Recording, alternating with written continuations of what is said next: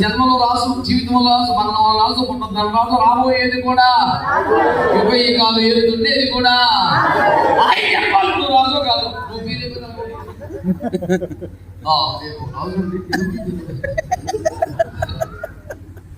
అని పేరు రాదు అంటే చెప్పట్లేదు బైబిల్ స్కూల్లో. నువ్వేదో అంటావు, నేను చెప్పమంటాడు. పేరు పెట్టుకున్నందుకు రాజా, పరిపాలిస్తున్నందుకు రాజా. ఒక మహాభక్తుడు పాట రాశాడు ప్రసంగిని ఆధారం చేసుకుని.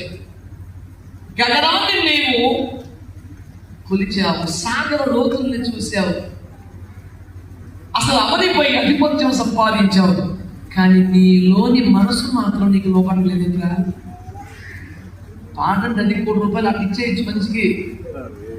3 సంవత్సరాలు 5 లైన్లు పెడితే 9 లైన్లు రాస్తే పాట అయిపోతుంది. మరి హిమాలయ కొలతలు అంటే ఏంటో పాట అసలు ఏంటో దగ్గర మాటలు.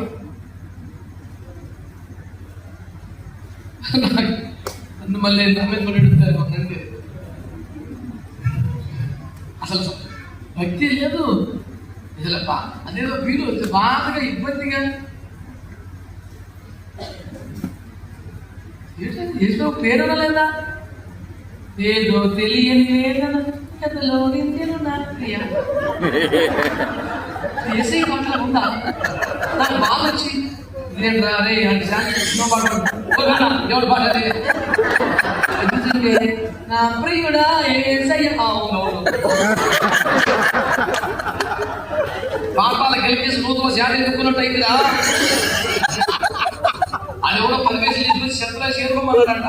ఆ పెట్ట నిబంధన తోలిగా 10 వేలు అందరికి వందనాలు.